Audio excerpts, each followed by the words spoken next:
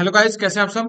आज हम बात करने वाले जिस वैकेंसी के बारे में जिसका नोटिफिकेशन जारी कर दिया गया है, ये वैकेंसी है आईबीपीएस क्लर्क की। ये वैकेंसी जिसका नोटिफिकेशन जारी कर दिया गया है, तो कंप्लीट डिटेल इस वीडियो में आपको बताने वाला हूं, पूरे इस नोटिफिकेशन के बारे में, इस वैकेंसी के बारे में कि टोटल नंबर ऑफ वैकेंसी कितनी है, कब से फॉर्म को फिल कर सकते हैं, एज लिमिट, क्वालिफिकेशन, इन सारी बातों को इस वीडियो में डिटेल से समझने वाले हैं। तो चलिए शुरू करते हैं इस वीडियो को। और जो भी कैंडिडेट अभी तक इस चैनल को सब्सक्राइब नहीं किए हैं, जाके इस चैनल को सब्सक्राइब कर ले, बेल आइकन को दबा दें, ऐसे ही गवर्नमेंट जॉब नोटिफिकेशन के लिए और उससे रिलेटेड इंफॉर्मेशन के लिए।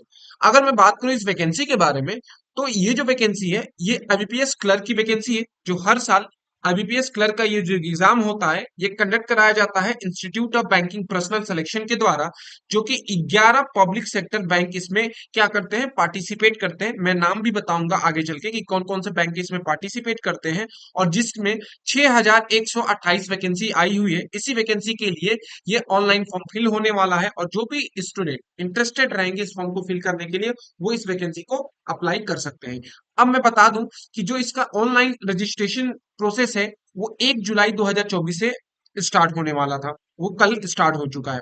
अब हम बात करेंगे इसके एग्जाम पैटर्न और सिलेक्शन प्रोसीजर और सैलरी और सारी चीजों के बारे में कि कहां से इन चीजों को नोट करें। सबसे पहले इस वैकेंसी से रिलेटेड जो रहेगा, आईबीपीएस क्लर्क की जो वैकेंसी है, उसमें सबसे इंपॉर्टेंट जो चीज है वो है इसके इंपॉर्टेंट डेट्स। 30 जून 2024 को इसका नोटिफिकेशन जारी किया गया। 1 जुलाई 2024 को इसके ऑनलाइन एप्लीकेशन स्टार्ट हो चुके हैं फॉर्म फिल करना। और 21 दिन दिया गया है, मतलब 21 जुलाई 2024 तक ही फॉर्म को फिल कर सकते हैं। अगस्त में इसका एडमिट कार्ड जारी कर दिया जाएगा।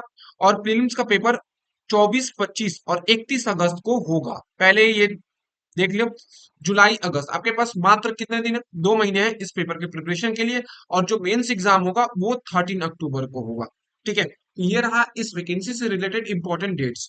अगर मैं बात करूं इसके ऑनलाइन फॉर्म फिलअप के बारे में, तो वैकेंसी का जो ऑनलाइन फॉर्म होगा वो ऑनलाइन ही फिल होता है, मतलब ऑनलाइन ही फॉर्म को फिल किया जाता है। और इसकी पेमेंट जो फीस होती है, एप्लीकेशन फीस, वो भी ऑनलाइन होता है। और पेपर सीबीटी बेस्ड होता है, वो भी आपका ऑनलाइन ही होगा, कंप्यूटर बेस्ड।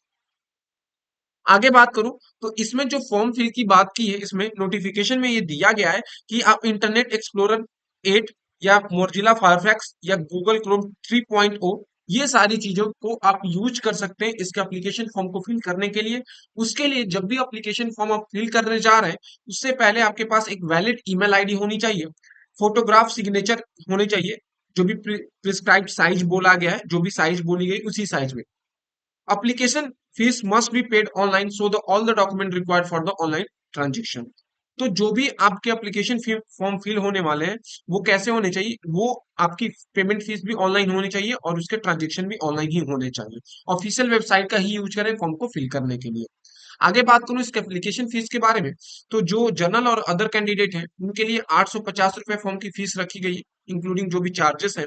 और एससी, एसटी और पीडब्ल्यूडी के लिए 175 रुपए फॉर्म की फीस रखी गई है। आगे बात करूं इसकी एज लिमिट के बारे में, तो इसमें जो एज लिमिट रखी गई है जनरल कैंडिडेट के लिए, वो 20 से 28 साल रखी गई है। जो भी जनरल कैंडिडेट है वो क्या करेंगे, अगर उनकी एज 28, 20 से 28 साल है, तो इस फॉर्म को भर सकते हैं। उनका जन्म 96 से लेके 2/7 1996 से लेके 1/7 2004 के बीच में होना चाहिए। अगर मैं बात करूं इसमें एज रिलैक्सेशन के बारे में, एज के छूट के बारे में, तो एसटी और एससी के लिए 5 साल की छूट रहेगी, ओबीसी के लिए 3 साल की छूट, पर्सनल विद द डिसेबिलिटी जो भी डिसेबिलिटी से है वो 10 साल की छूट मिलेगी। एक्स सर्विसमैन के लिए यहाँ पे आपको 3 साल की, प्लस जो भी डिसेबल है उनको 8 साल की छूट मिलेगी। अगर मैं बात करूं जो भी वीडो है, डिवोर्स वुमेन है, उनके लिए 38 ईयर मैक्सिमम एज लिमिट रखी गई है, जो एसटी और एससी से है। 5 साल रखी गई है पर्सनल अफेक्टेड बाय द 1985, जो भी सूखे से 1984 के सूखे से ग्रसित है, उनको 5 साल की एज में छूट रखी गई है। आगे बात करूं इसके क्वालिफिकेशन के बारे में, तो आईबीपीएस क्लर्क की जो क्वालिफिकेशन मांगी जाती है, किसी भी स्ट्रीम से आप ग्रेजुएट होना जरूरी है। अगर आप ग्रेजुएशन किए हुए किसी भी रिकॉग्नाइज्ड यूनिवर्सिटी या क्वालिफिकेशन किसी भी इंस्टीट्यूट से किए हुए, तो आप इसके लिए एलिजिबल है।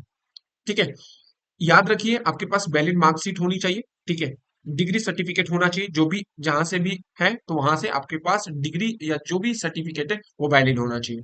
अगर मैं बात करूं कौन कौन से बैंक 11 इंक्लूड होते हैं इसके लिस्ट में, तो bank of Baroda, Canara bank, overseas bank, UCO bank, union bank, Punjab bank, central bank, Indian bank, bank of India और बैंक ऑफ महाराष्ट्र, ये 11 बैंक है जो इस में पार्टिसिपेट करते हैं। इसी में आपका सिलेक्शन होगा इन्हीं सारी बैंकों में। अगर मैं बात करूं इसके सिलेक्शन प्रोसीजर के बारे में, तो इसमें दो पेपर होते हैं, एक है प्रीलिम्स और दूसरा है मेंस। यही दो पेपर होते हैं, ठीक है। और इसमें कोई भी इंटरव्यू नहीं होता है, इंटरव्यू कोई नहीं होता, दो पेपर क्वालिफाई करो और क्या सिलेक्शन ले जाओ। अगर मैं बात करूं इसमें एग्जाम पैटर्न के बारे में, तो जो प्रीलिम्स का पेपर होता है वो ह- तीन सेक्शन होते हैं, इंग्लिश लैंग्वेज, न्यूमेरिकल एबिलिटी और रीजनिंग की। 30 क्वेश्चन इंग्लिश से रहते हैं, 35 क्वेश्चन न्यूमेरिकल से, और रीजनिंग से 35 क्वेश्चन। टोटल 100 क्वेश्चन होते हैं, 100 नंबर का पेपर होता है, एक क्वेश्चन 1 नंबर का आपका रहता है, और 1 घंटे मिलते हैं। याद रखिएगा सेक्शन वाइज टाइम डिसाइड होता है, 20 मिनट आपको इंग्लिश में मिलेंगे, 20 मिनट मैथ में, और 20 मिनट आपको रीजनिंग में मिलने वाले हैं, ठीक है। तो तीनों के अलग अलग टाइमिंग आपको मिलती है। अगर मैं मेंस एग्जाम के बारे में बात करूं, तो इसमें आपका रीजनिंग 50 क्वेश्चन 60 नंबर के, इंग्लिश के 40 क्वेश्चन, क्वांटिटेटिव एप्टीट्यूड के 50 क्वेश्चन, जनरल और फाइनेंशियल अवेयरनेस के, जनरल नॉलेज के 50 क्वेश्चन, 190 क्वेश्चन, 200 नंबर का ये पेपर होता है, 160 मिनट मिलते हैं, ठीक है। अलग अलग ड्यूरेशन होते हैं, 45 मिनट रीजनिंग के लिए, 35 मिनट इंग्लिश के लिए, क्वांटिटेटिव एप्टीट्यूड के लिए 45 मिनट, और जनरल अवेयरनेस के 35 मिनट मिलते हैं। अगर इसके बारे में बात करूं, तो इसमें जो माइनस मार्किंग होती है, पेनाल्टी जो चार्जेस होते हैं, वो 1/4 होते हैं। अगर एक क्वेश्चन आपके गलत होते हैं, उसमें 1/4 की निगेटिव मार्किंग आपकी रखी गई है, 1/4 आपका नंबर डिटेक्ट होगा। अगर मैं बात करूं इसमें फाइनल स्कोर के बारे में, तो आईबीपीएस क्लर्क का जो एग्जाम होता है, फेज 1 बस क्वालिफाई नेचर का होता है, बस आपको क्वालिफाई करना जरूरी है। लेकिन फाइनल जो होता है, प्रीलिम्स मेंस जो एग्जाम होता है, उस पे आपकी मेरिट लिस्ट डिसाइड होती है। फेज 2 का जो एग्जाम होता है, उसी पे आपकी मेरिट लिस्ट डिसाइड होती है। फेज 1 जो रहता है प्रीलिम्स एग्जाम, बस क्वालिफाई नेचर का होता है। अगर मैं इसके बाद बात करूं सिलेबस के बारे में, तो इसमें जो आपका सिलेबस है, English, numerical aptitude, reasoning, computer और जनरल अवेयरनेस का, ये आपके सामने है। इसका पीडीएफ मैं अपने टेलीग्राम चैनल पर प्रोवाइड करा दूंगा, लिंक डिस्क्रिप्शन में दे दूंगा, वहां से आप जाके देख लेना, ठीक है। आगे बात करूं इसके सबसे इंपॉर्टेंट जो चीज है, वो है इसकी सैलरी के बारे में। यहाँ पे जो सैलरी रहने वाली है, वो नेट पे आपकी 29,453 रुपए रहने वाली है, प्लस आपके जो भी यहाँ पे अलाउंस जो भी चीजें होंगी, यहाँ से आपकी सैलरी स्टार्ट होगी, और प्लस जो भी चीजें यहाँ पे प्रोवाइड होगी। ये रहा इस आईबीपीएस क्लर्क से रिलेटेड सारी इंफॉर्मेशन डिटेल में। अगर आपको मेरा वीडियो पसंद है, मेरे चैनल को लाइक करें, सब्सक्राइब करें और शेयर करना ना भूलें।